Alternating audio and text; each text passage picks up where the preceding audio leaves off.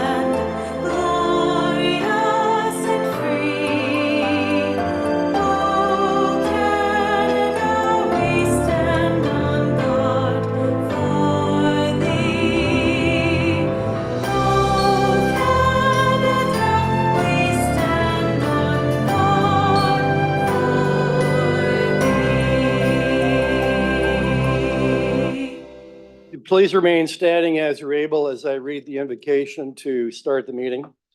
As we come together today, we recognize the great responsibilities laid upon us.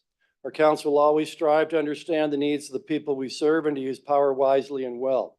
Our purpose is to establish and maintain a city of prosperity and righteousness, where freedom prevails and where justice rules. Let us also not forget those who've served our community, who are no longer with us, so we can continue to do the work that we must in their memory. Please be seated.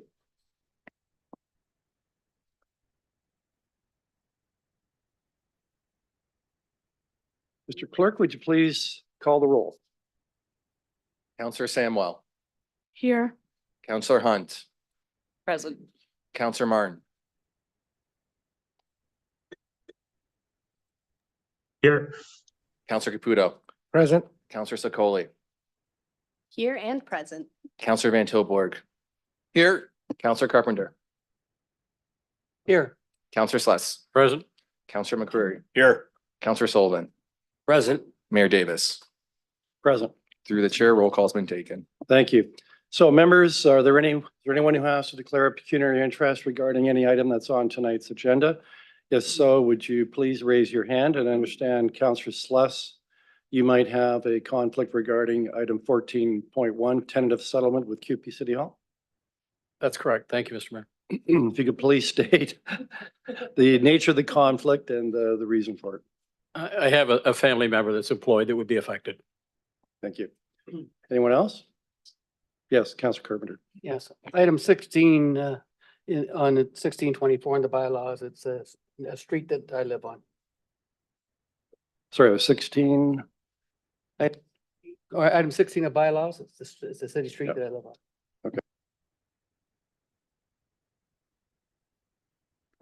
Any other conflicts?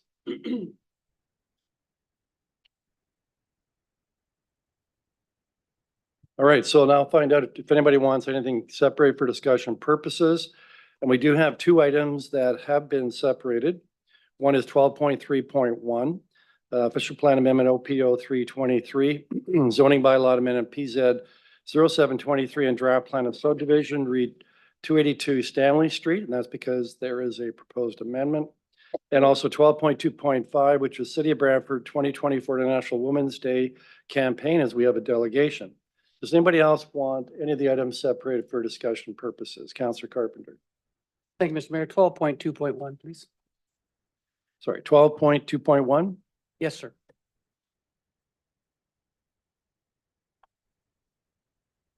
All right, seeing no raised hands, I believe that Councillor Sless, you have the motion to approve all items that have not been separated for discussion. Could I get that on the screen, please, Mr. Mayor? Thank you. Moved by myself, seconded by my ward mate, Councillor Caputo, that all items contained within committee reports, items 12.1 through to and including 12.3, not separated for discussion purposes, be approved. Thank you. Mr. Clerk, would you please read the name of the title of the items we're voting on? Through the chair, the following items are subject to the vote. So from the Social Services Committee Report 12.1.2, increase the capital budget for asset management plan for municipally owned housing assets. 12.1.3, childcare funding update. From Committee of the Whole Planning and Administration Report. 12.2.1, Brantford Airport Board Report. 12.2.2, Brantford to Simcoe Rail Trail License Renewal. 12.2.3, Joint City County Shared Services Committee, updated terms of reference. 12.2.4, Museum Sustainability Plan Implementation Progress Update. 12.2.6, 5-pin bowling provincial championships as a municipally significant event. From the Planning Committee, 12.3.2, Nature's Grand Phase 3 subdivision agreement. That is it.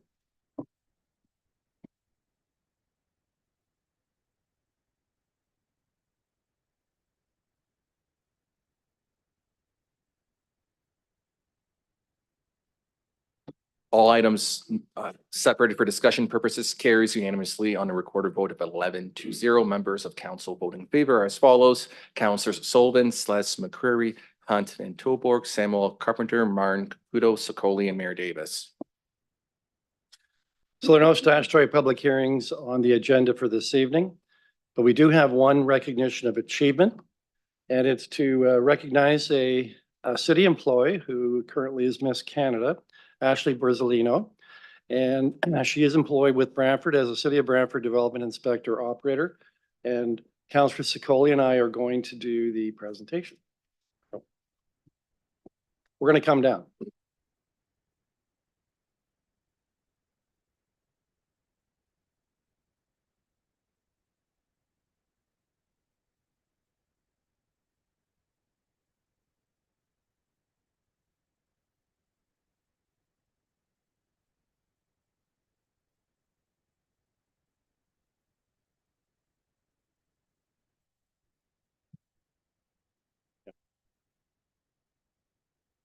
Ashley, you're going to have to stand up for this.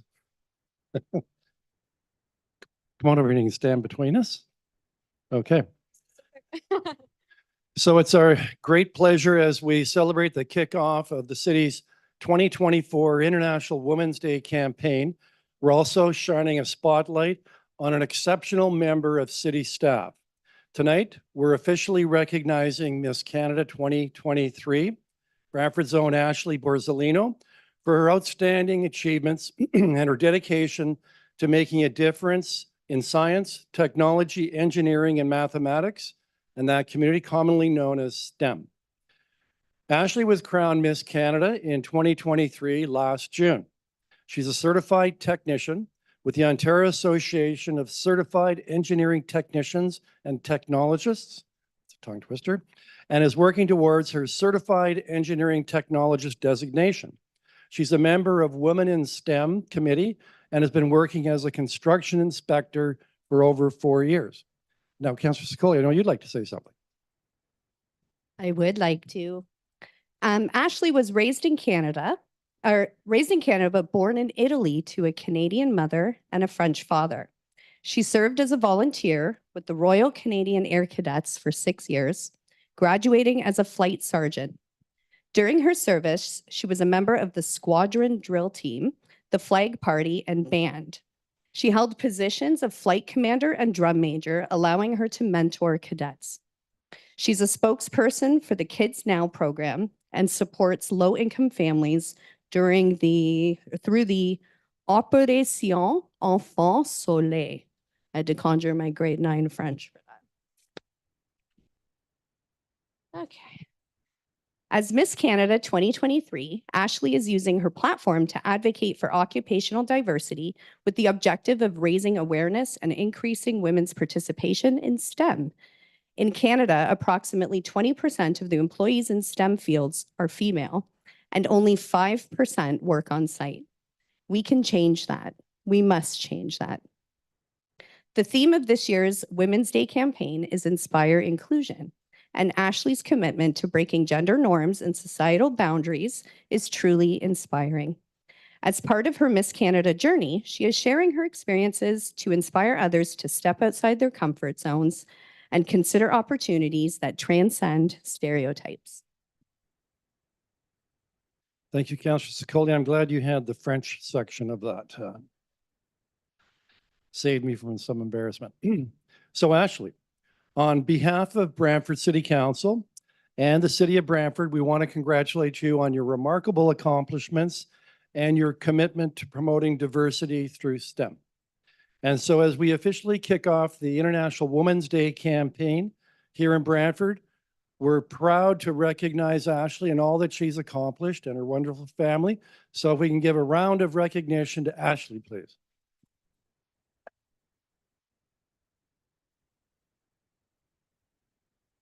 And Ashley, I know one of the things you've learned over the last year is public speaking. I'll give you a minute to show us how well you've done. But before we do that, Councillor Sikoli, I would like to present you with a certificate on behalf of the Office of the Mayor and the City of Brantford, recognizing your outstanding achievements and also the dedication you've shown in order to accomplish all that you have. So with that, we give you an official certificate.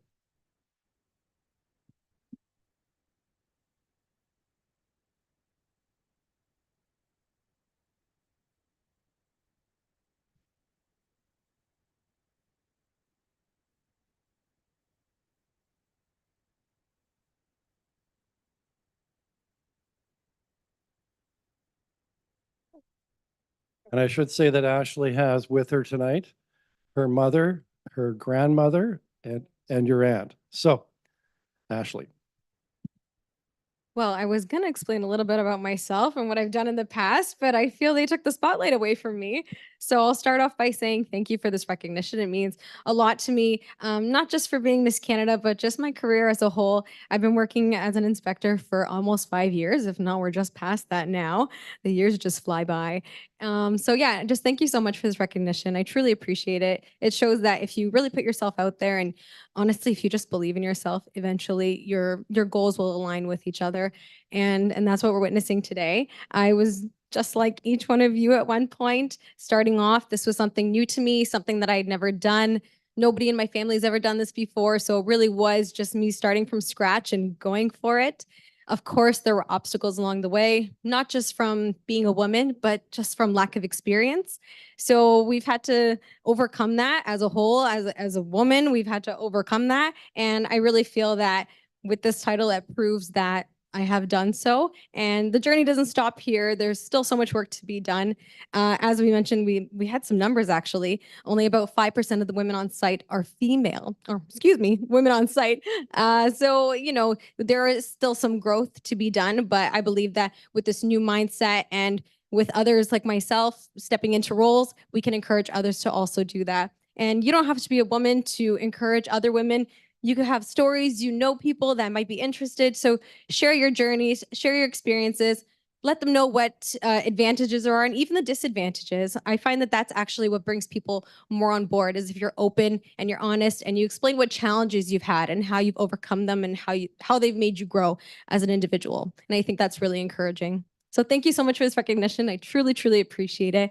And it's been a delight working for the City of Brantford. Thank you. Thank you so much. So we're going to take a short little break for picture taking and we'll resume again in about 4 or 5 minutes.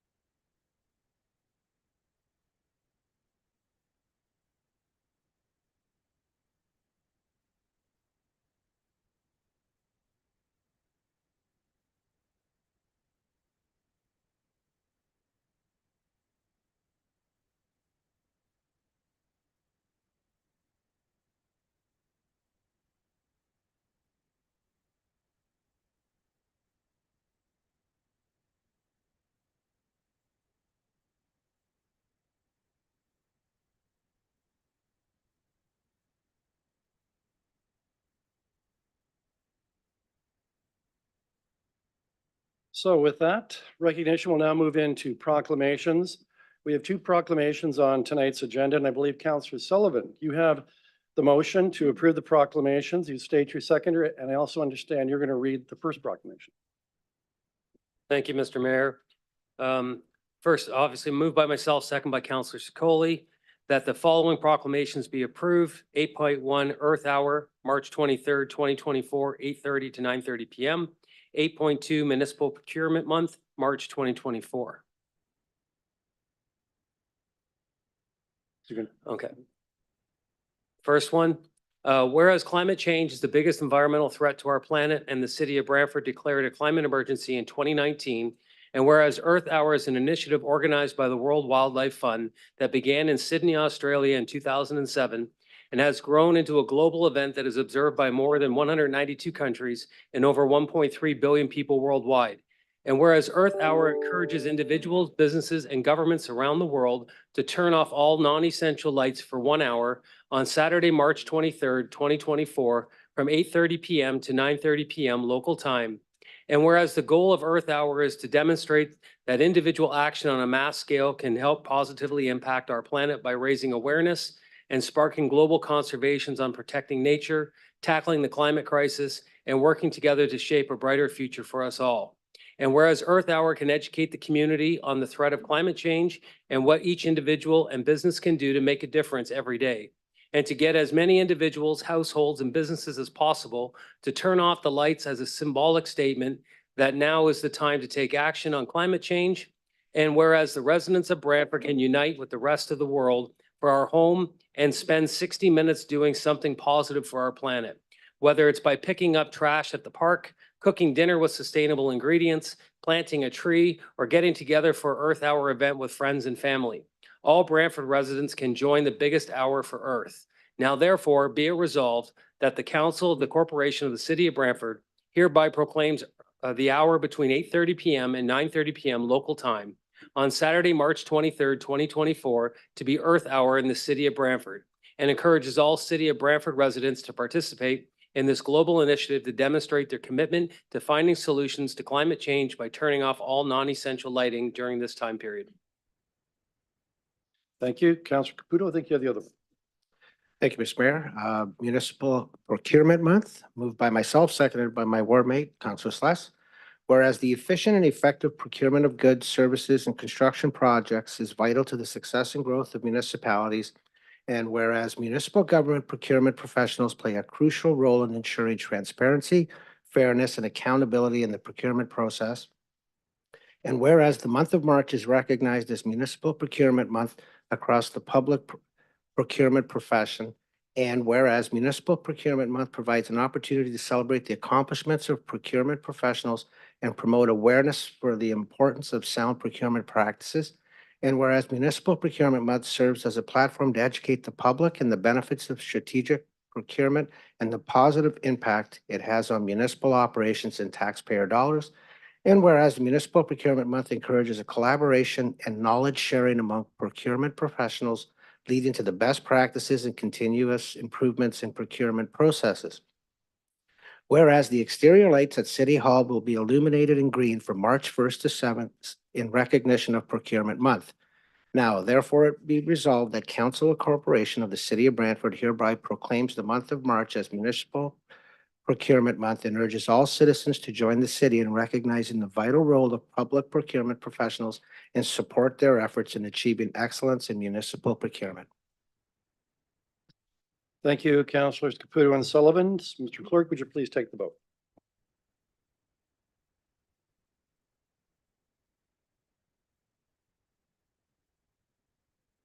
The motion to approve all proclamations carries unanimously on recorded votes. Members of council voting in favor are as follows: Councillors Van Tilburg, Samuel, Hunt, Carpenter, McCreary, Martin, Sless, Caputo, Sullivan, Secoli, and Mayor Davis.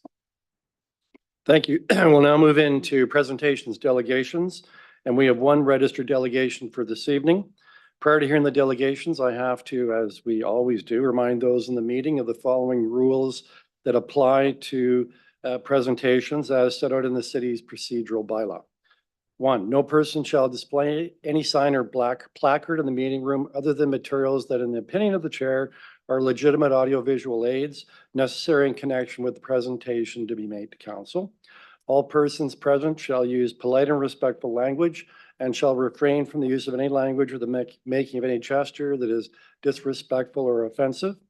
3, all persons addressing council shall speak only on the subject in debate and shall not speak on any other subject.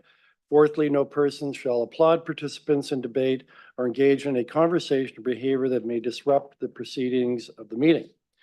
So we have, as I said, we have 1 registered delegation. We have 2 others that we'll have to deal with after we've heard from the first delegate.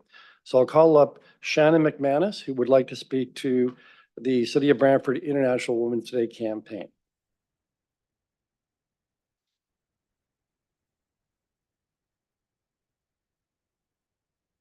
So Shannon, as you know, you have 10 minutes to present inclusive of questions. And if you would please start by stating your name and address. Shannon McManus, 16 Riverview Drive, Brantford, Ontario. And with me is Vanessa Hammond. I live at 23 Avondale Crescent in Brantford, Ontario. Thank you very much, city councilors and your worship, Mayor Davis, for having us this evening to, I guess, kick off International Women's Day celebrations for the month of March. I'm pleased to bring to you Ladies Who Lead. I'm not sure how many people know about this. Councilor Linda Hunt is one of our members and very active in our membership and has been very supportive. Did I push the right button? Ladies Who Lead was established in 2019 and by a group of businesswomen. It's a not-for-profit organization, and the intent was to provide information, connection, and support to women in their professions in the Brantford, Brant, and Six Nations area.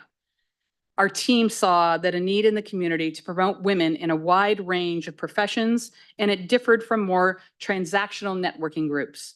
There was a gap and a genuine connection among professional women to learn from one another, peer support, share stories and experiences, and build community connections.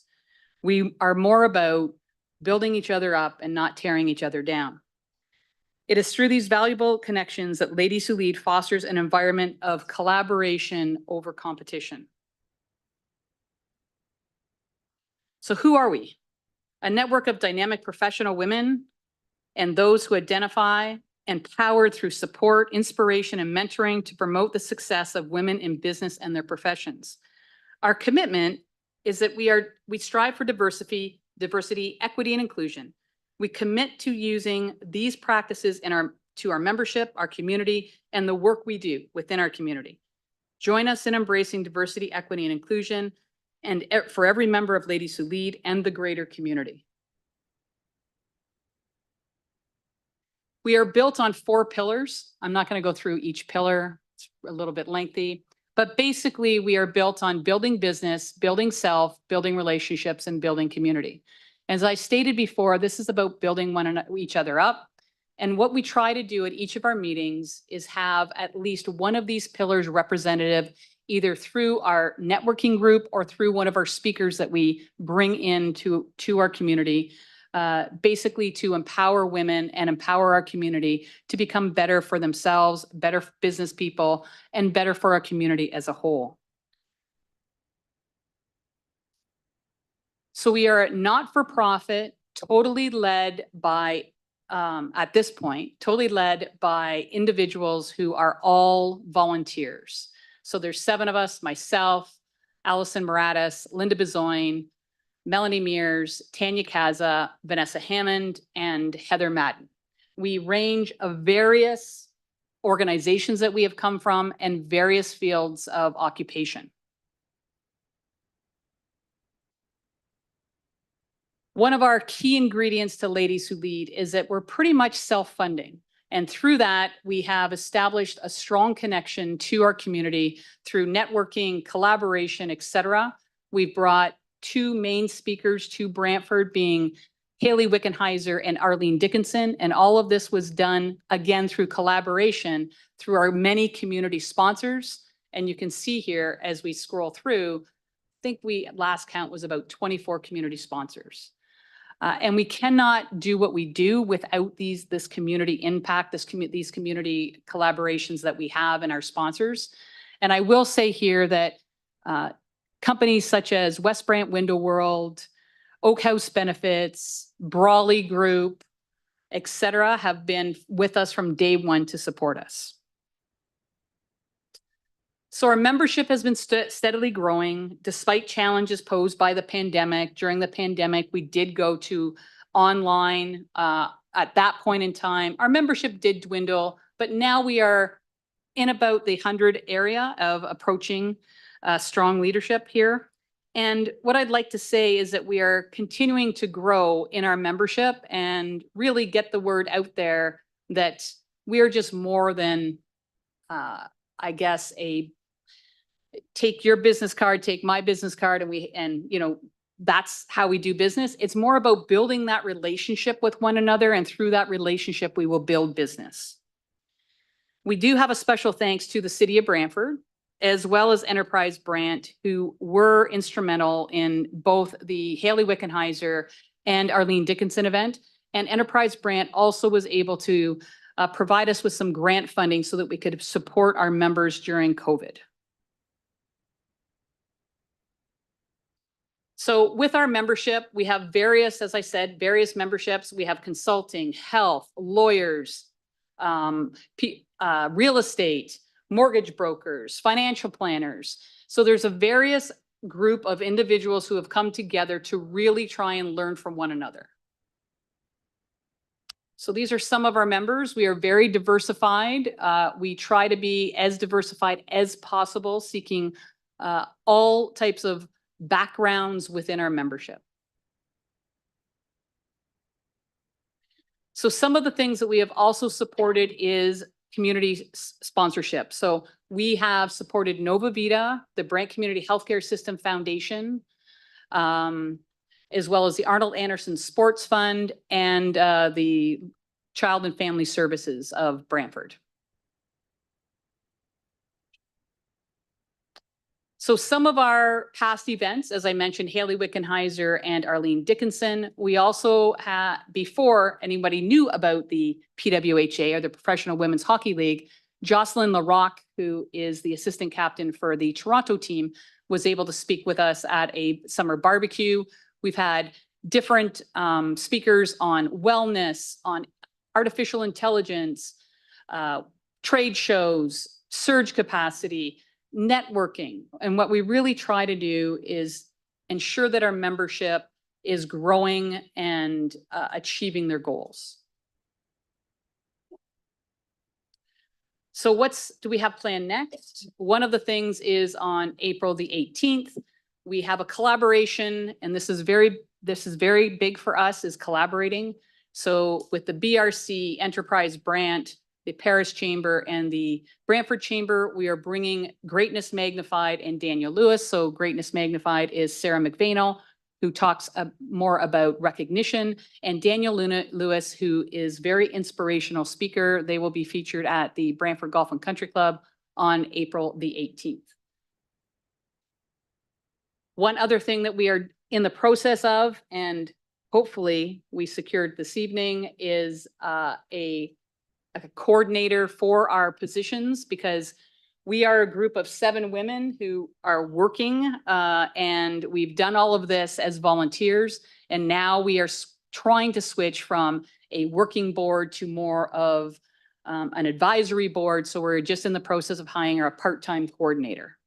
And maybe Vanessa can talk a little bit about how she has been empowered by Ladies Who Lead. Yeah, thank you for your time. So a couple of years ago, I decided to move away from the corporate space and open my own business. I will say that I was a little hesitant at first in joining a full group of women, but once I attended one of my first meetings, I quickly realized that the women that were in that room were to actually raise each other up. I've built a lot of connection with the women that are in that group, who have now become friends as well. And then just how much Ladies Who Lead gives back, not only to their members, but to the community. Almost immediately when Arlene Dickinson was coming into town, it was, I need to sponsor this. I need to be a part of this. I need to be part of the bigger picture of bringing these things to Brantford. And then there was a couple of conversations of, you should join the executive. And I was like, I don't have time. No. But anyways, the more I got involved in it, the more that I was coming to these meetings and seeing the impact that it had on its members and the community. It did become a very easy yes for me to also join the executive. So I've been doing that now for the better part of almost a year. And happy that we're growing in such a trajectory that we now actually have to hire someone on so that we can become more of an advisory as opposed to taking on the whole workload ourselves. So that's kind of how I onboarded and my journey throughout being on Ladies Who Lead. Thank you very much. And we very much appreciate the time that you have given us this evening, and we welcome any questions. Yeah, you're just 10 seconds shy of 10 minutes, but we'll allow 1 or 2 questions if there are any. So, Councillor Carpenter. Just one question. What is the phone number? How do women get in contact with you that are interested in starting their own business or have their own business and would like to be involved? Thank you, Councillor Carpenter. They can reach us at our website, which is www.ladieswholead.ca. info@ladieswholead is our website, and they can call me at 226-920-5956. Please don't post that anywhere that shouldn't be. There's also lots of social media too, if you Yeah. look it up on Instagram, Facebook. Yeah, so we encourage everybody to check us out on Instagram and Facebook at Ladies Who Lead, and please like and share as we do have some special things coming up. Thank you. Thank you very much. Great. Well, thank you very much. And we look forward to another great set of speakers coming up. So members, we also have 2 individuals, Kaylee Pazon and Martin Corcopome, who would like to be able to delegate to 282 Stanley Street. Because they both spoke at the public hearing, they're not, based on our rules of procedure, permitted to speak when the matter comes up at council unless there's a resolution passed by 2/3 of the members present. So I assume someone would like to make a motion then to waive the rules to allow these 2 individuals to speak. Councillor Carpenter, Councillor Samwell, you're seconding it? All right. And I suggest we might take a vote separately, but does anybody want to speak to the motion to waive? That would have to be pertaining to the reason to waive. Yes, Councillor McCurry. Mayor, could you repeat what you said about taking a separate vote on each? Yeah, we have 2 individuals. I'll just go through them one at a time, unless you feel strongly we vote upon the 2 individuals together. I think it'd be important to do them together. All right, Councillor Carpenter. Yeah, I believe this Martin, you mentioned Martin. Martin is the planner for the developer. He may have some insight for new information for us to share from the last planning meeting. This is the first opportunity at a public forum other than on a work day when people have to work. So I just hope members of council can see it the way to let people finish off what they have to say on this particular property and speak in an open and public manner. Thank you. All right, I'll call the vote.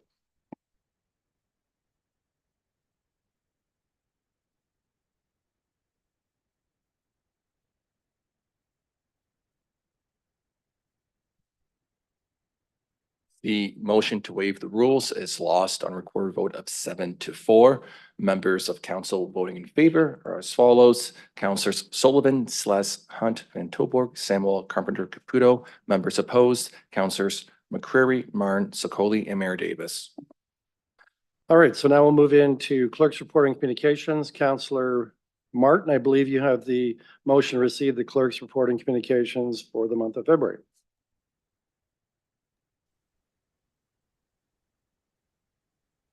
I move, seconded by Councillor McCurry, that the clerk's report on communications be received.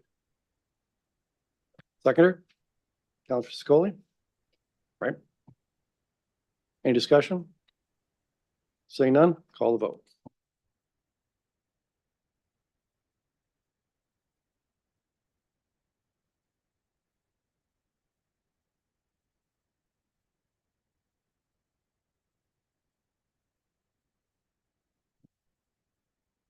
The motion to approve the clerk's report on communication carries on a recorded vote of 11-0. Members of council voting in favor are as follows. Councilors Van Tilburg, Samuel, Hunt, Carpenter, McCreary, Martin, Sless, Caputo, Sullivan, Sokoli, and Mayor Davis. All right, we'll move then to the minutes. Counselor Samuel, I understand you have the motion to adopt the minutes listed in the agenda. And if you'd state your seconder. Moved by myself, seconded by my ward mate, Counselor Van Tilburg, that the following minutes be adopted. 11.1 Special Council, January 23rd, 2024. 11.2 Special Council meeting, January 30th, 2024. 11.3 Special Council, Private and Confidential, January 30th, 2024. 11.4 City Council, January 30th, 2024. 11.5 Special City Council, February 13th, 2024. And 11.6 John Noble Home Committee of Management, February 14th, 2024. Mayors and admissions. Counselor Sloss. I have a conflict on the last item on the John Noble Home, as I have a family member that works there. All right, so we'll take that separately. Not seeing other raised hands, we'll deal then with the vote on 11.1 through to 11.5.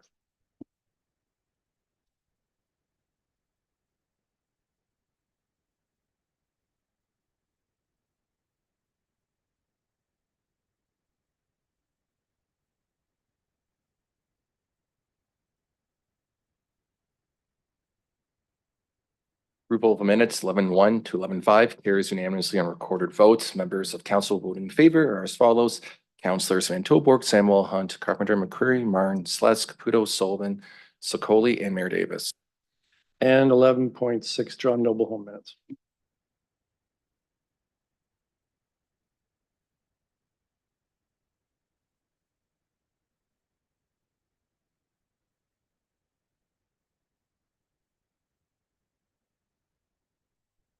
.6 John Noble Home minutes carries unanimously on recorded vote, noting Councilor Sless's conflict. Members voting in favor, Councilors Van Tilburg, Samuel, Hunt, Carpenter, McCreary, Martin, Caputo, Sullivan, Sokoli, and Mayor Davis. All right, we'll move then into the committee reports, and the items have been separated for discussion. Councilor Sokoli, understand you the motion to place all separated items from the committee reports on the floor. Yep, moved by myself, seconded by Counselor Sullivan, that all items in the committee reports separated for discussion purposes be approved. Thank you. We'll start with item 12.2.5. That's the City of Brantford's International Women's Day campaign, as there were delegations. There was a delegation. Any discussion on that? Yes, Counselor Sokoli. I can't let a speaking opportunity go by. And you may be asking yourself, why is a resolution like this so important? Why do we have to talk about this year after year? And it's because in 2018, 52% of women said they were subject to sexual harassment in the workplace. And 28% of women said that they had been subject to non-consensual sexual touching in the workplace. I am one of those women. Because in Canada, only 5% of employees in STEM fields are women who work on site, as we learned tonight. Because being a woman means that we have to age gracefully, but never let ourselves go. Society expects us to work like we have no children, but parent like we have no jobs. The stay-at-home mother is considered unfulfilled, but the working mother is selfish, all the while having no children means you're incomplete. We are expected to chase our careers, but never at the expense of our families. Women should think like a man if we want to be successful, but don't act like one if you want to be liked. We're supposed to mother our husbands, but never treat them like children. We're supposed to put out on demand, but demand respect. Married and miserable is better than single and happy. Don't stay with an abusive man, but don't break up your family. Don't marry poor for love, but don't stay with a successful man for security. Don't be dependent on a man for money, but don't emasculate them by earning more. Society tells us to embrace our sexuality, but to have some self-respect. We should care about our appearance, but stop looking for attention. Just say no, but let him down easy. Be aware of our surroundings, but stop being so dramatic. Practice self-love, but don't love yourself too much. Dream big and stay small, and should I continue? Does that sound exhausting to you? Because it is. The pressures of being a woman in today's society feels more and more like a lose-lose situation. So on this International Women's Day, and I encourage all other women out there listening to my spiel right now, I say to hell with societal norms and expectations, and I say to the world, here I am. And I look forward to everybody's support tonight. Thank you. Counselor Hunt. Yeah, I just want, and unfortunately, I see that Shannon and Vanessa have left, but I did want to recognize the work of the Ladies Who Lead group, and Shannon in particular. Shannon really is the founder of Ladies Who Lead, and has been on this path to empower women long before she founded Ladies Who Lead. So I just wanted to give her some public recognition for that. And I too am very committed to especially this year's theme of Inspire Inclusion, which from an International Women's Day perspective has different meanings than what Inspire Inclusion means for persons with disabilities. And I'm glad to see the intersection of just inclusion for everyone everywhere. So I'm very pleased to support this. Right, go to the vote. Oh. Counselor McCreary and Counselor Carpenter. Mayor, thank you for checking to your right. So International Women's Day, I think it's important to regain perspective in terms of what happens elsewhere in the world. And everything that Councillor Sicoli said is absolutely accurate. But let's not forget, not long ago, there were hundreds of women that were raped and brutalized in a land far away, and some of them are still held hostage. Life here looks pretty good compared to life in Afghanistan, where girls aren't allowed to go to school. And in parts of the world, livestock are treated by the male members of the family more importantly than the women in their family. So I would like to also recognize that that women have it pretty lousy in other parts of the world.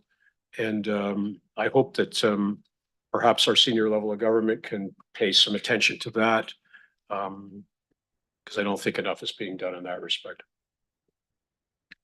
Counselor Carpenter. I know you've heard me say this before to members of council, but I was raised by a single mother with 5 sisters and 5 brothers, and I have never had any of those prejudices that were talked about. Thank goodness. And I really want to thank Shannon and the Women Who Lead and Counselor Hunt.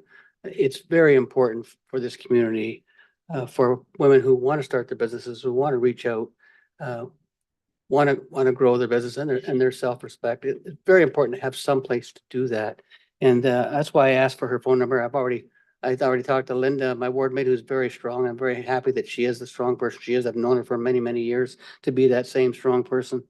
So congratulations to those of you that do speak up and lead. It is so important to not be silent. And there are such an opportunity for us to grow women who lead in our community to a very successful and opportunity businesses and community success in all different venues. So thank you for the resolution, and thank you for those that are making this happen.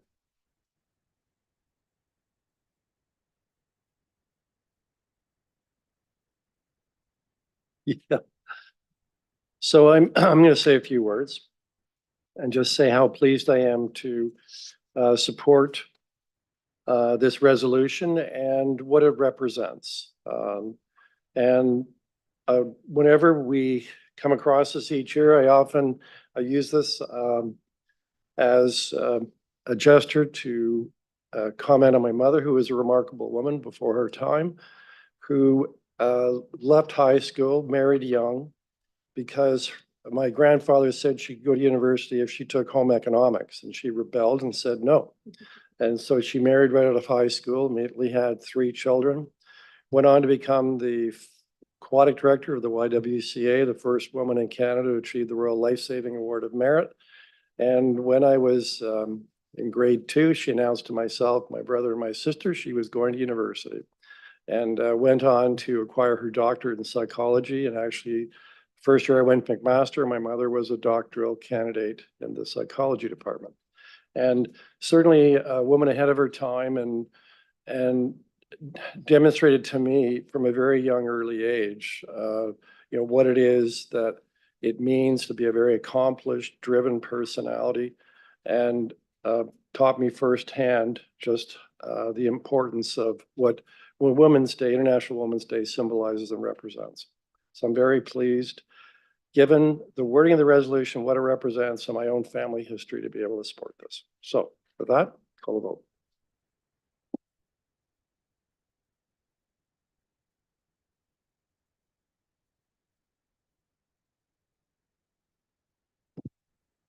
Recorded vote on 12-225 carries unanimously. Members of council voting in favor are as follows: Councilors Van Tilburg, Samuel, Hunt, Carpenter, McCreary, Martin, Celeste, Caputo, Sullivan, Sokoli, Mayor Davis. All right, so move on to items that have been separated, other items, and there's only one other item. It's 12.3.1. That's the rezoning re 282 Stanley Street, because Point of order. yes, Wasn't 12.2.1 separated? you are right. Sorry, I overlooked that. Wasn't on this list. Go ahead, Councilor Carbon. You asked for that to be separated. Thank you, Mr. Mayor. And just maybe to staff, really, I'm having difficulty with the way the resolution reads and how the action is going to take place. Because the resolution reads that the Brantford Airport Board recommends that the council of the city of Brantford review and consider the business case for the Brantford Municipal Airport, including the establishment of a municipal service corporation to own and manage the Brantford Municipal Airport. And that the staff be directed to report back to council and the airport board to present the business case and approval upon completion. So what does that mean? Will we as council have a say and understanding of what a municipal corporation that managed the airport would look like and what criteria it would have? When would we be involved in giving our opinion, or when would the community be involved to give their opinion on such an endeavor?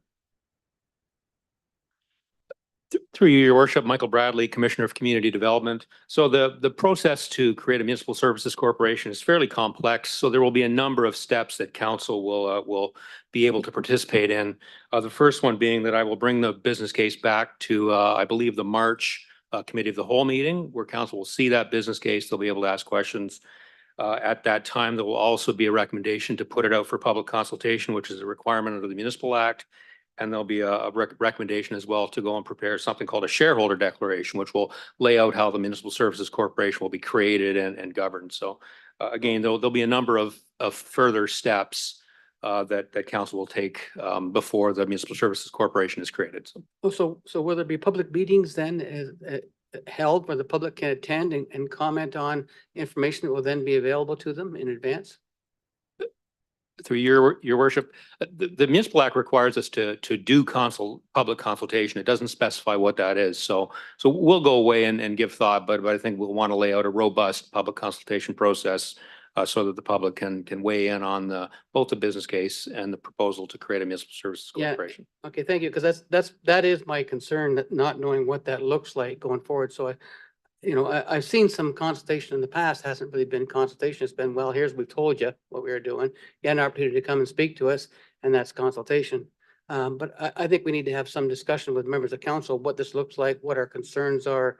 How does a municipal corporation that's going to be borrowing taxpayers' money on a taxpayer's asset? Those things are very much concerned to me, how it looks going forward. There may have been some consultation with members of council, but there wasn't with this counselor. So I'm not sure exactly how that goes. So I'd like to make sure that we do have good public consultation. We have a good understanding of where we're going before we get into this, because the original plan didn't even provide the business plan, and it had in there borrowing, $6 million annually and losing money annually. And wondering how that's going to be paid and who's at risk for that, regardless of whether it's funded. It's still the taxpayers' money. Thank you. Right, seeing other raised hands, I'll call a vote.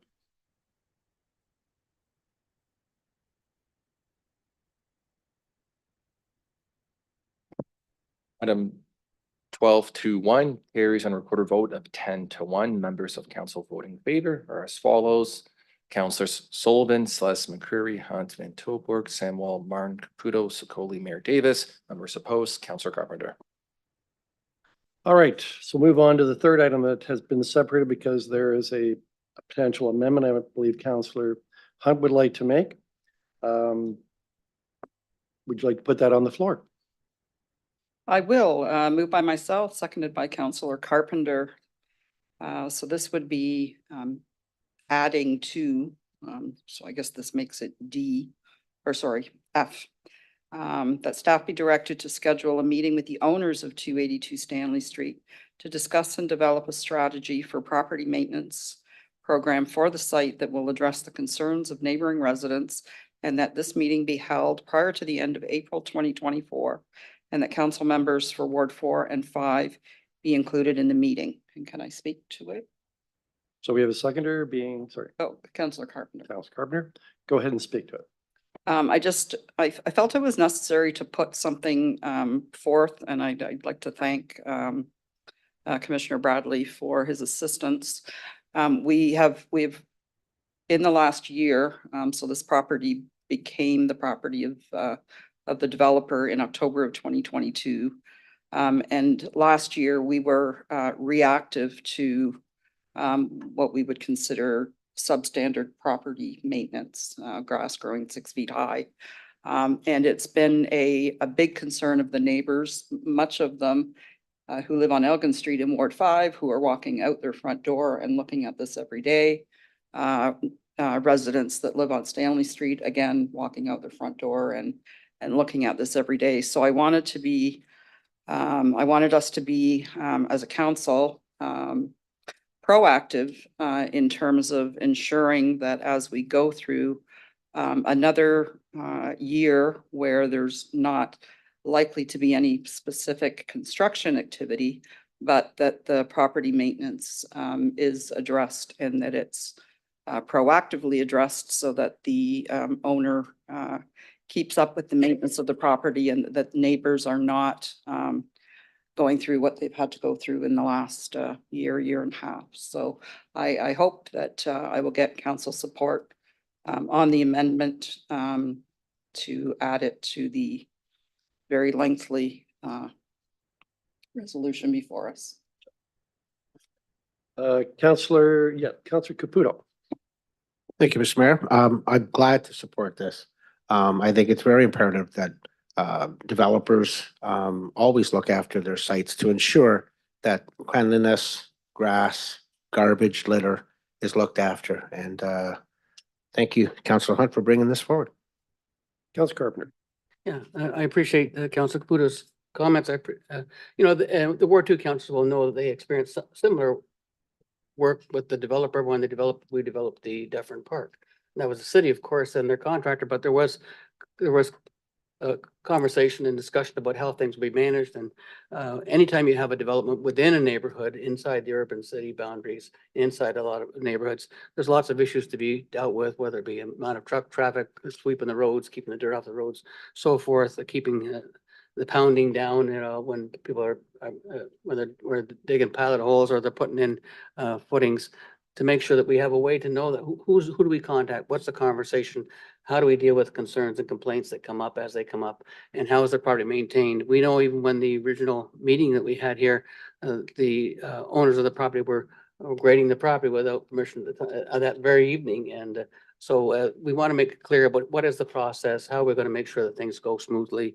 And Councillor Hunt and I want to make sure that as we move through this development, that it's done in a cohesive way. It's been 5 years now that we've been dealing with the park. We haven't even got Airedale Park done, for crying out loud, and whether we even manage that facility, currently cutting the grass, but managing the facility around there to make sure that the neighborhoods don't have to put up with tall grass. When it comes with that comes mice and other infestations that we don't want to have.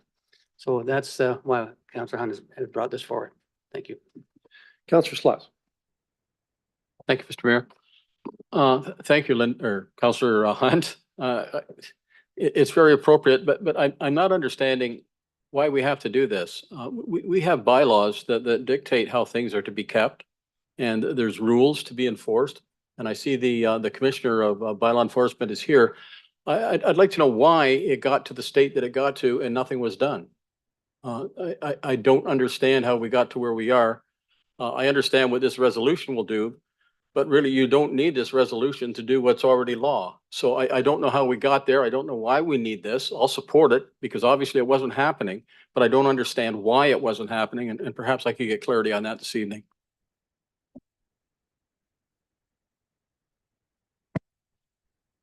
Through you, Your Worship, I think I can respond to that, and then Mr. Weidrich can come forward if you need additional information. But I think I think you're correct. We do have property standards bylaws. They were affected on the property over the last year.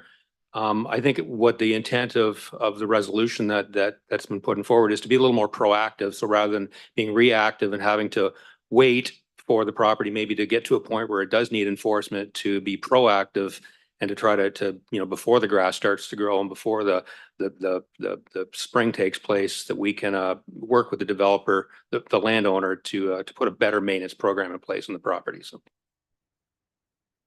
Thank you. And I see Mr. Weidrich is coming up as well.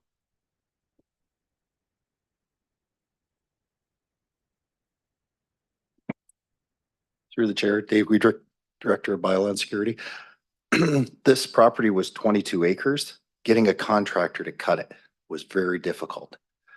So that took a long time. What worked out better was the consultation with the company for them to get a contractor. So as Commissioner Bradley said, that, in my opinion, is the way we should go again this year, is sit down with them, negotiate, make sure that it is a contract and they know the consequences if they don't. That's great. So they've let the contract lapse, and they'll need a new contract to bring them back again this year, will they, Dave? Through the chair, that's one thing, we want to find out which contractor they have. I don't know if they have the same one. Okay. I understand the representative for the company's here. Perhaps you could have a chat with him this evening and see if they've secured somebody, if they haven't, when they're going to, and who they are.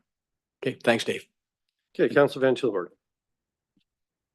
Yeah, normally you don't have to do this. And I mean, the biggest shame of it is that Airedale had been the gem, the jewel of the community of that area. In fact, they got to look at something gorgeous and beautiful every day of their lives.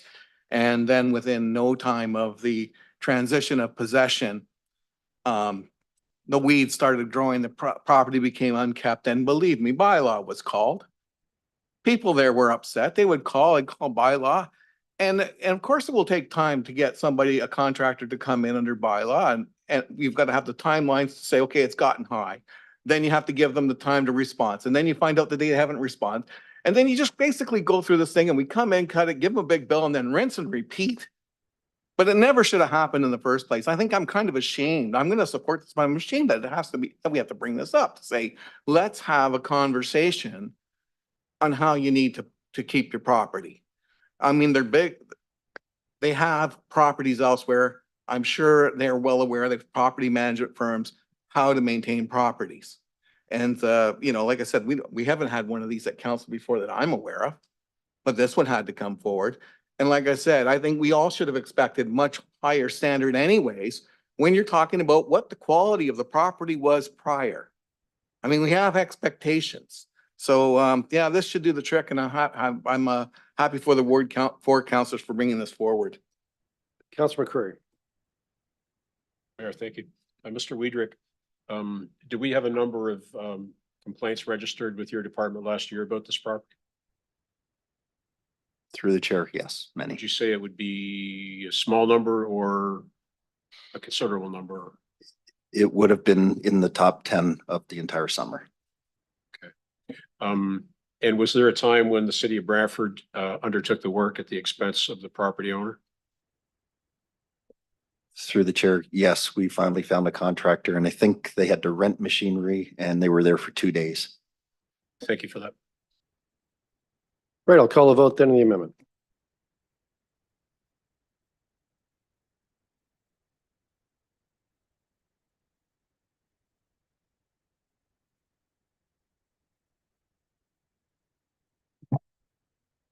The amendment carries on a recorded vote of 10-1. Members of council voting in favor are as follows: Councillor Sullivan, Celeste McCreary, Hunt Van Tilburg, Samuel, Carpenter, Caputo, Sokoli, Mayor Davis. Members opposed, Councillor Martin.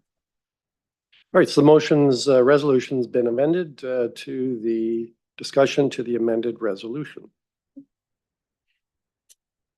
Not seeing any, I'll call the vote. Got to be quicker, Councillor Van Tilburg, but go ahead. Yeah, I clearly won't be supporting the resolution as it stands before us. Many people, in fact, this was stated at the planning committee meeting, And unfortunately, planning committee meetings only have half a council there and low attendance because it's held in the daytime. We used to do them in the evenings and we'd have everybody here. So we'd all know what was said at, say, the committee of the whole.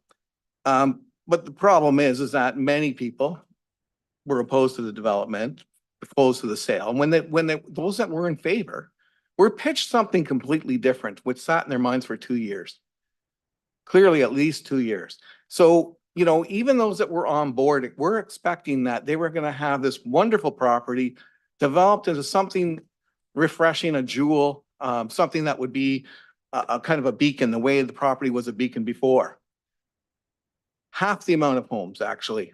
And what we're seeing now is a significantly higher density and just packed in other words, let's just pack in all the homes as many as possible.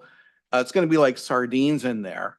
And I just don't think that, you know, for the community saying that's kind of not what we were looking for, more of the same. And I was trying to tell people when they were hearing these words from, man, I don't know, but it sure wasn't for me, but I was having to field the calls about how they were being told, you know, it's gonna be this kind of properties and this kind of thing, and it's gonna be really good for you. I said, no, look around, look at your community. This is what they're going to build. And that's exactly what we're looking at. And you can't really stop that. But that doesn't mean I'm going to accept that that was done when we could have created something with public meetings and designed and planned a community better. I mean, we heard things like creating a carbon neutral community, geothermal, solar, solar panels, all sorts of things that would mimic what the quality of the property was before. What we got here was a good sale and a development that's going to make some people some money. But I can't support this. Councillor Hunt. Yeah, I too am obviously not going to be supportive. This has happened prior to my term on council, but was and is still one of the #1 topics that I hear from constituents today. And I'm going to agree with Councillor Van Tilborg. The selling feature of 300 single-family homes was what was publicly put out there. I've seen the story, the links right on the Elite MD's website in terms of the community they were going to build. That is not the community that the city of Brantford is getting. We are getting a very, very densely populated apartment buildings, townhouses. I believe we're talking less than 50 single-family homes out of 764 residential units. So for that reason, it is not what was envisioned, or it was not what was basically touted as what they were going to build. And now we've got a subdivision that is not going to look anything like the surrounding well-established neighborhood that I am proud to say that I grew up in. I grew up half a block from Airedale on Campbell Street. So this is actually very, very personal to me and my family. So thank you. All right, I'll call the vote. Oh, Councillor Carpenter. Thank you, Mr. Mayor.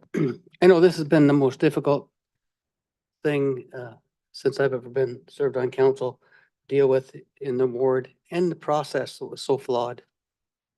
Started in 2019, it's been 5 years that the push to sell this property and to put housing on it, and what I consider destroying the neighborhood, certainly changing the fabric of the neighborhood. You know, we were promised a park. Where is it? It's not there. We got a dog park, a lot of howling dogs, a lot of stuff on the ground that hasn't been picked up. We have a gravel driveway, the corner of a bend, which I consider not to be safe. And in the meantime, what's happened in the city? We've totally renovated and rebuilt Northridge. We've torn down and rebuilt Dufferin Park. Beautiful park. Where's the Airedale Park that was promised? Still not there. I don't think we're going to get anything of the resemblance. And the way the original resolution was passed to start off with, to members of council, in new and old, the resolution was passed so that the ward councils really wouldn't have a say. It was passed with all the wording was carefully thought out to make sure staff were in charge of everything from day one to the finish. Still isn't an opportunity for a ward meeting to discuss what would you like in your park. There hasn't been a public meeting. There's been, send some emails in to Let's Talk Brantford.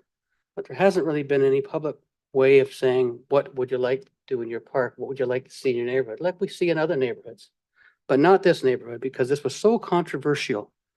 The resolution needed to be in such a way, that there's no way you could have stopped it. It's got to go through and you don't have to, council will have nothing to say about it. But once you pass that resolution and then on the 19th of December, it's done. Doesn't come back to council again.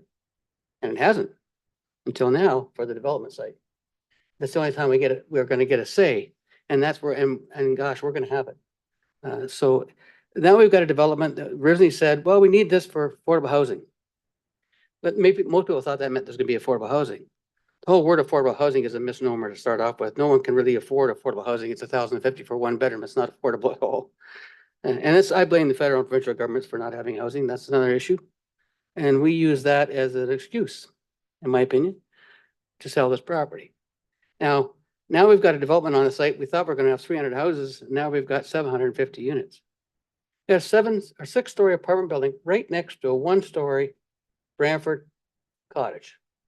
Now, I don't know what most members of council would be upset to see a 6-story building right next to a Brantford cottage in their ward. But this is one of those subjects that everyone's afraid to talk about because it was so controversial. It will never be forgotten. So any of those of you that may think this is going to be forgotten, that you'll have another legacy, you won't. This will always be the legacy of that council and councils going forward. We should not ever eliminate green space in our community. We should never do that. That just shows to me a lack of foresight to what the community can be. As the city grows, we need to have more green space, not less. We should be promoting more green space, not less. So you will never have my support, never have had my support for this. Even the rules of procedure were changed. Members of council were not supposed to, are not allowed. We took my voice away. My constitutional right to speak was taken away by bylaw, by members of council. And then another member of council came to my house the next morning, to take a photo of a Save Airedale sign on my front lawn because they passed that I couldn't say that anymore at a council meeting. And the next morning, before I could even get it out of the ground, they were over there taking a photograph. Oh, guess what? I got them. This is not how the public business should be done. It shouldn't be done in secret emails. It shouldn't be done in backroom doors.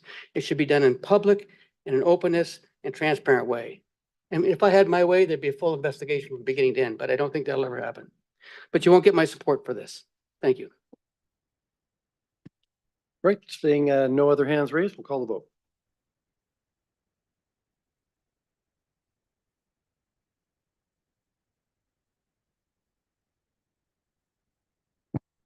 Councillor Martin, I didn't catch your, thank you.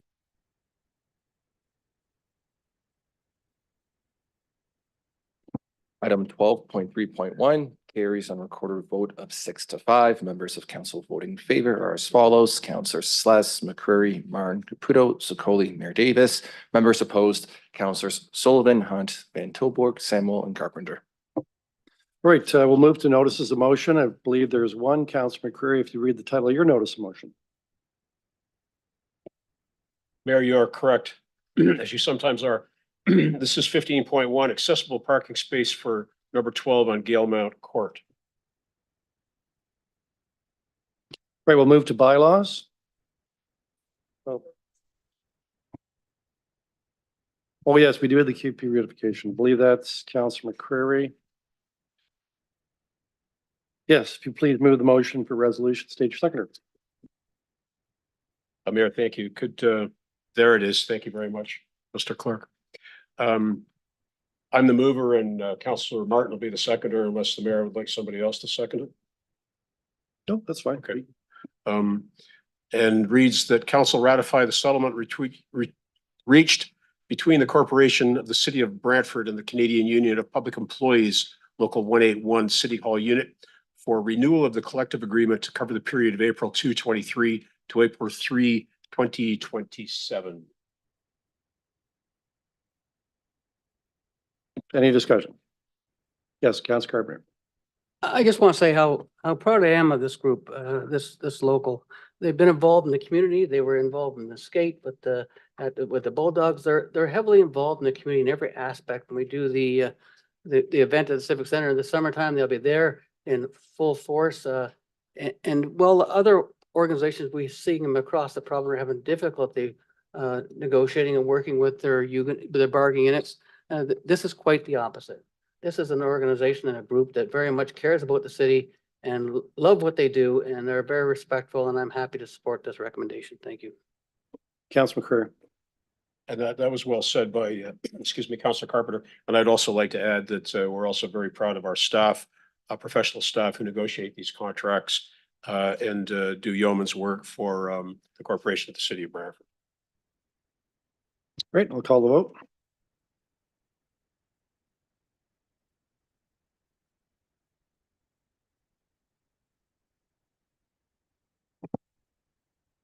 Item 14.1 carries unanimously on a recorded vote of 10-0, noting Councillor Sless's conflict. Members of council voting in favor are as follows: Councillors Sullivan, McCreary, Hunt, Van Tilburg, Samwell, Carpenter, Martin, Caputo, Sokoli, and Mayor Davis.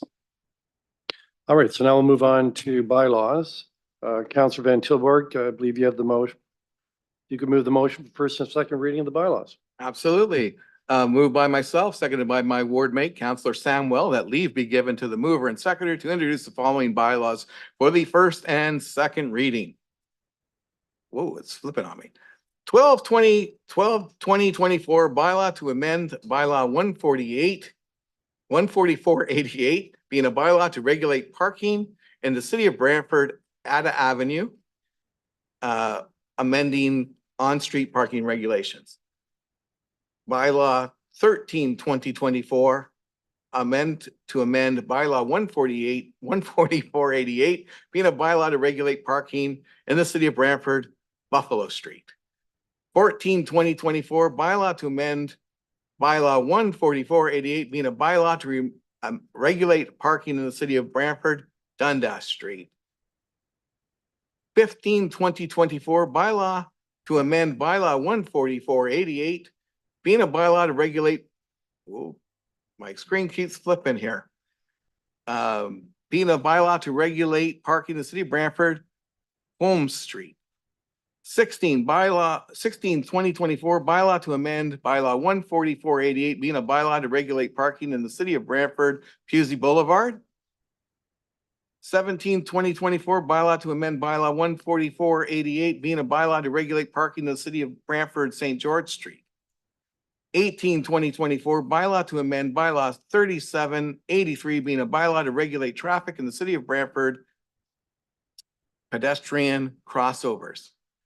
2024, to amend bylaw number 160-90, being a bylaw to regulate use of lands and the location of buildings and structures in the city of Brantford, Stanley Street. 2024, bylaw to adopt, hang on, quit rolling. Bylaw to adopt, amend number 9 to the official plan of the city of Brantford to redesignate the subject lands from parks to open space designation and intensification corridor designation to residential designation. 2024, being a bylaw to fix fees and charges to be collected by the corporation of the city of Brantford for 2024 to 2027. 2024, being a bylaw to authorize Shellard Lane 70-unit seniors apartment building to make provisions for the financing for the foregoing. 23-2024, being a bylaw to authorize the new branch library capital project and make provisions for the financing of the foregoing. 24-2024, being a bylaw to amend bylaw number 9, 2022, being a bylaw to authorize the updated accommodation strategy 2020 Earl Ave redevelopment project and make provisions for the financing of the foregoing. 25-2024, being a bylaw to authorize the Northwest Trunk water main expansion capital project and make provisions for the financing of the foregoing. 2024 bylaw to authorize the execution of agreements individually dated and listed on Schedule A attached here to 1, Brantford to Simcoe Rail License Renewal 2024-01, Committee of the Whole Planning and Administration Report, and 28-2024 bylaw to confirm proceedings of council of the corporation of the city of Brantford with respect to the meetings held on February 2024. So Councillor Carpenter, I think we'll take, I believe it's 16/2024 you declare the conflict on? Right, okay. So we'll deal with that one separately. Are there any other bylaws anyone wants separated for discussion purposes? Yes, Councillor Van Tilburg. 21 and 19. 21 and 19. Councillor Carpenter? Yes, 20, 23, 28. Thank you. Just for separate vote. Yep. Councillor Sluss? I'm not sure which one it is, Mr. Mayor, the one that involves the ratification of the QP agreement, not on there? No bylaw. Thank you. Okay. Anyone else? Okay, so let's, Mr. Clerk, if you please take the vote on the items for first bylaws, first, second reading that have not been separated for discussion. Let's get those out of the way.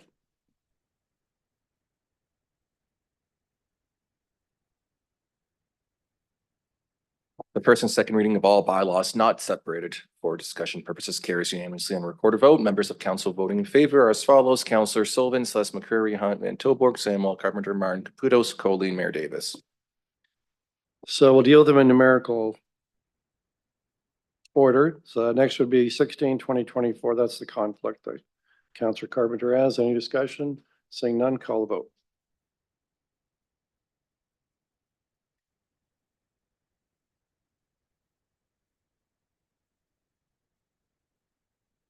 The first and second reading of bylaw 16/2024 carries on a recorded vote of 10-0. No Councillor Carpenter's conflict. Members voting in favor: Councillors Van Tilburg, Samuel, Hunt, McCreary, Martin, Celeste, Caputo, Sullivan, Sokoli, and Mayor. Right, the next one will be bylaw number 19. Any discussion? Councillor Van Tilburg. I believe this is the bylaw for the issue that we just had a discussion on. Is that correct? That's correct. All right, just to confirm, so I'll be voting against it in the bylaws as well. Take the vote, please. Mr. Clerk.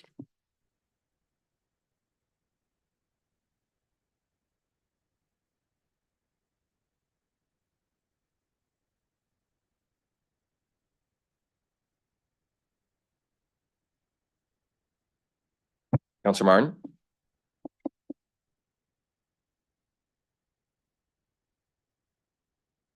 The first and second reading of bylaw 19/2024 carries on a recorded vote of 6-5. Members voting in favor: Mayor Davis, Councillor Sluss, McCreary, Martin, Caputo, Sokoli. Members opposed: Councillors Sullivan, Hunt, Van Tilburg, Samuel, and Carpenter. Okay, Councillor Van Tilburg, I think you asked for 21 to be separated as well. Yeah. Well, let's go numerically. Numerically, the next one will be 20 that was asked to have been separated. So let's go to 20. Any discussion on 20? Okay, take the vote on 20.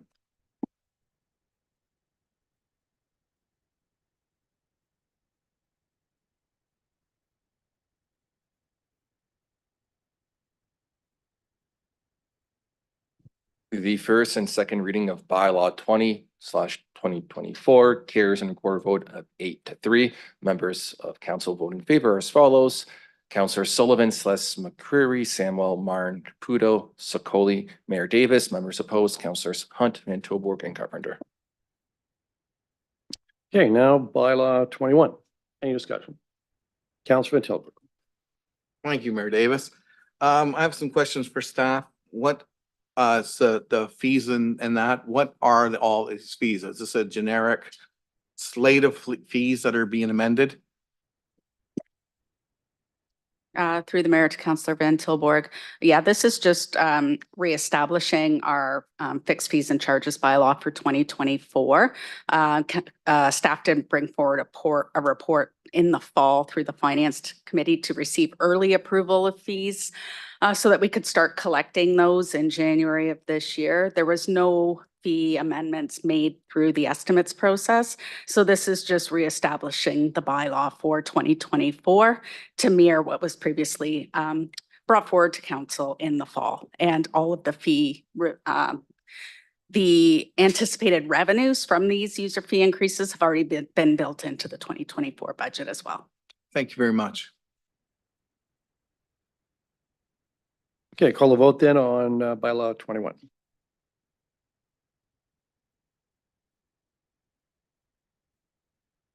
First and second reading of bylaw 21, 2024 carries on recorder vote of 8-3. Members of council voting in favor, councillors Sullivan, Sless, McCreary, Hunt, Marn, Caputo, Sokoli, Mayor Davis. Members opposed, councillors Van Tilburg, Samuel, and Carpenter.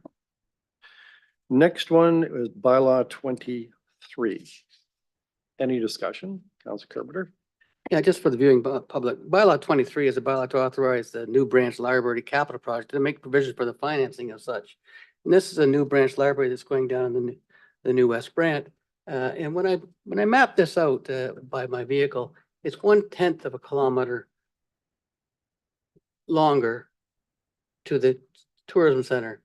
And I'm wondering why we don't have a branch library at the tourism center, because we're talking about getting rid of something that could very well be already a branch library in the north end, equal to the distance of a branch library in the southwest.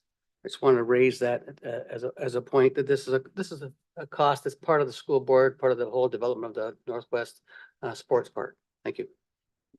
All right, I'll call the vote then on bylaw 23.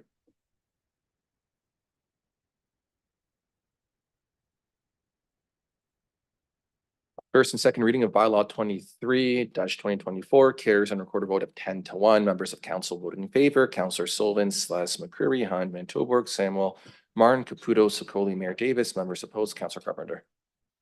Right, the last bylaw was separated, bylaw 28. Any discussion? Seeing none, I'll call the vote.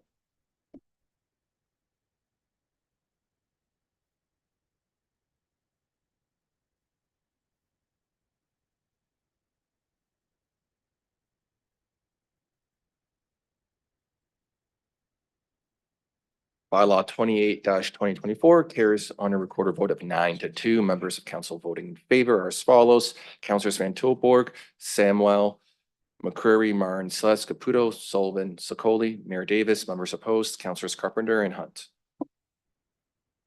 All right, Councillor Hunt, you have the motion for third reading, please.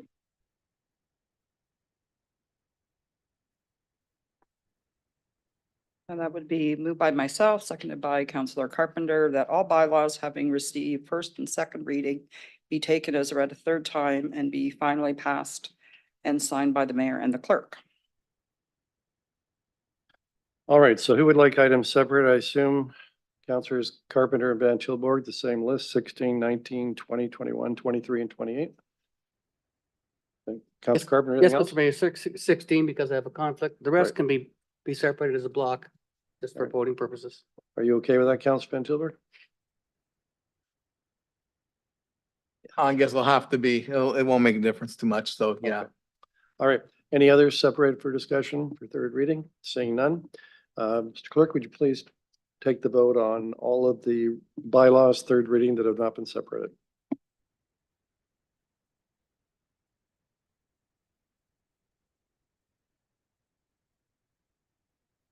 The third reading of all bylaws not separated for discussion purposes carries on a recorded vote of 11-0. Members of council voting in favor, councillors Van Tilburg, Samuel, Hunt, Carpenter, McCreary, Marn, Sless, Caputo, Sullivan, Sokoli, and Mayor Davis. All right, so we'll move to bylaw 16. That's the one that Councillor Carpenter has a conflict on.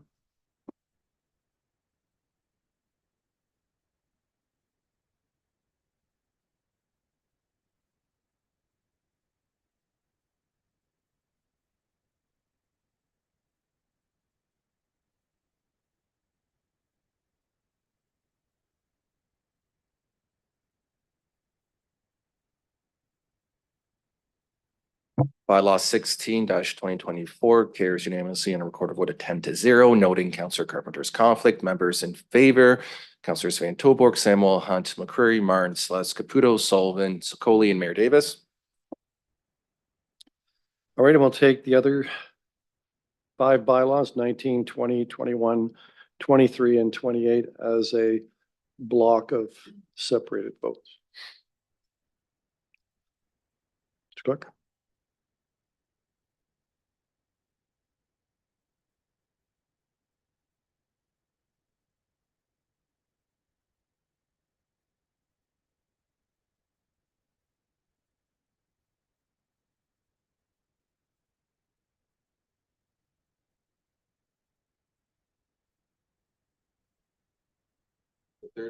The third and final reading of all remaining bylaws carries and recorded vote of 6-5. Members of council voting in favor as follows. Councillor Sless, McCreary, Martin, Caputo, Sokoli, Mayor Davis. Members opposed, Councillors Sullivan, Hunt, Van Toborg, Samuel, and Carpenter. All right, so we'll go around the table doing ward announcements as myself and the clerk sign the bylaws. Can't remember how I did this last time, but I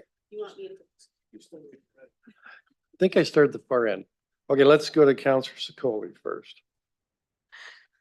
I never get to start. Okay, I don't have a lot to update us on, but we do have International Women's Day coming up on March the 8th. We have a flag raising ceremony in Harmony Square at 10 a.m. So do come out if you'd like to support that cause.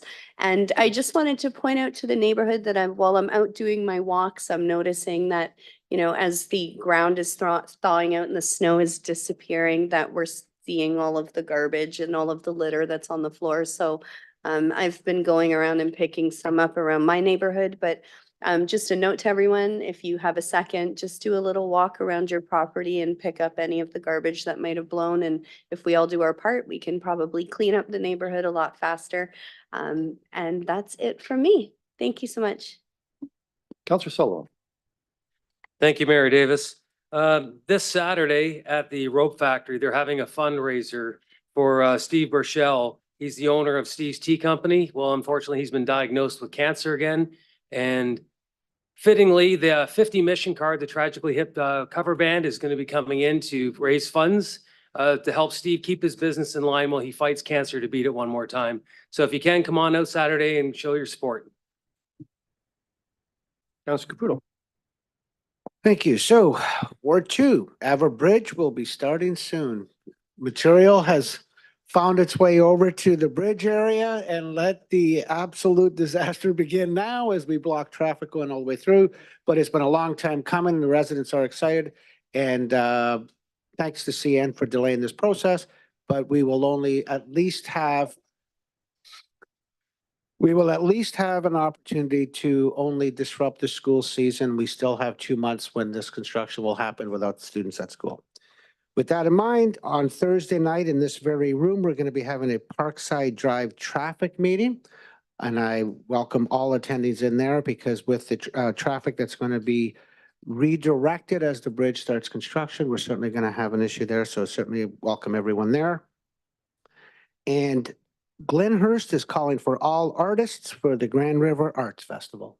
So with that being said, go Dogs. Thanks. Councillor Sless, anything to say about the bridge?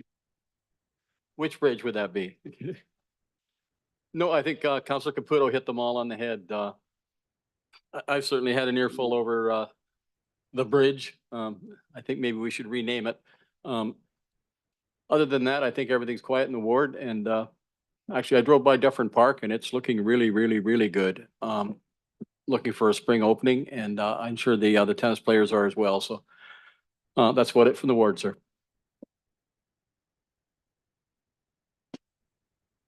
Okay, Councillor Martin's not here. So Councillor McCreary. Mayor, thank you. We're now accepting nominations to change the name of the bridge to the John Sless Bridge. I have several things. First of all, I'd like to thank all the folks who have applied to be board members on our Municipal Service Corporation, which will be managing the municipal accommodation tax revenues. A good turnout, and we're working our way through a process to finalize successful candidates. Secondly, Councillor Martin and I have received some inquiries about traffic control at the corner of Ash Grove and Cedarland. And we've been working with staff to sort through that. We currently are looking at a PXO for there and perhaps some other options. Our apologies for the fact that you couldn't swim at Gretzky today. We're hopeful it's going to be open in the morning, but I have not seen the word guarantee in any of the correspondence today. So hopefully no one will be disappointed if they turn up tomorrow to use that. And lastly, we heard from Shannon McManus today about a group of ladies that are doing some good in the community. And we also have a group of men who are meeting regularly, and it's called the Brantford Men's Shed. And they've been active for about a year, and they do really cool things. They go for lunch. They've been to the library. They're doing some bowling, and I think they get together once a month. And I do want to give a reference to be in touch. It's called Brantford Men's Shed. It's on Facebook. And if you string all that together and put an @gmail.com after it, you can reach them directly and find out what they're up to. Again, it's a kind of a senior guys thing. I imagine they'd take somebody young like Councillor Sullivan, but I think generally it would apply to folks of Councillor Celeste and my vintage. So a pretty cool initiative. And for guys that are looking for something to do, give them a dingle and get involved. And Mayor, that is my report. Councillor Hunt. Yes, for those in the Linden Hills area, there is a neighborhood information meeting being put on by a developer that is responsible for some of the development that's going to be happening north of Powerline Road on March the 7th at 6:30. So I'm sure there'll be interested parties in that. There is a grand opening of Chaiwala of their 100th store at 175 Linden Road, March the 2nd at 4 p.m. I'll be pleased to cut a ribbon there. And I also want to give a shout out to Nova Vita for putting on their International Women's Day event on Wednesday, March the 6th. I understand it is sold out. And recognizing International Women's Day and also raising funds for Nova Vita, a very worthy cause. Thank you. Councillor Carpenter. Thank you, Mr. Mayor. I just want to shout out to the East Ward Echo Place Neighborhood Association. First of all, I want to remind everybody, every Tuesday, tonight is no exception, at 7 p.m. at King George School. It's you can have Zumba there, which is an exercise program. And every Thursday at 9 p.m. you can go to Woodman and have pickup basketball. So anybody that doesn't have anything to do Thursday nights would like to play a little basketball or even learn about basketball, show up at Woodman at 9 o'clock. It's put on by the East Ward Echo Place Neighborhood Association. These folks do a ton of stuff, and I want to make a big shout out to them for the work they did so far. I want to Amanda, Dave, Mike, Armanda, Taylor, Kevin, Robin, and Maxwell and Paul. They all did an amazing job of keeping the Iroquois Park. They actually got almost 4 weeks out of it in a winter that was not very cold, and they managed to work very hard to make sure the neighborhood had ice this year, which not too many did, and I'd like to thank them for that. So secondly, we will be celebrating in June, we hope, the opening of Woodman Pool and the park and the playground equipment, and maybe even the greenhouse, hopefully. So that's coming up forward. But I want everybody to not lose track of April 15th. April 15th is the city's celebration of all the volunteers. We could not do the stuff we do in our community with all the hundreds and thousands of volunteers. And every counselor around this table knows how important the volunteers are. The neighborhood associations, those flooding the ice rinks, those doing everything they possibly can to make this community better. We're going to have a celebration on Monday, April 15th at the Sanderson Center. And we're going to have the Summer of '69 band there, and they played a New Year's. They were fantastic. And we have Lucas Wilson for entertainment. And the doors open at show starts at 6:30. The doors open at 5:30. But if you're volunteering or your organization, let us know, and we'll make sure that the tickets are available. Give us the names, contact the city. We want every volunteer there. We want to fill Sanderson Center with all the volunteers and tell them how much we care about them and how much we thank them for the work they do in our community. Thank you, Mr. Mayor. Oh, Brandland Neighborhood Association. Linda, I thought you would have got this. It's sure sign it spring. The sign is up. baseball registrations are starting this weekend. So you can go to Brandland and sign up for Brandland baseball. It's a sure sign it's spring. Counselor Snell. So I just have one thing tonight, and that's that we're having a neighborhood meeting in regards to the property of 7579 Erie Ave, which is the creamery. So the developers will be holding a neighborhood meeting, and that's going to be on March 7th. And it's going to be at Doug Snooks Community Center in the upstairs room at 333 Erie Ave at 6:30 PM. And it's looking at being a 6-story building. So just wanted to let everybody know about that and make sure that you can attend. Thanks. Counselor Van Tilburg. That looks like that's it for award announcements. We're adjourned for the month of February.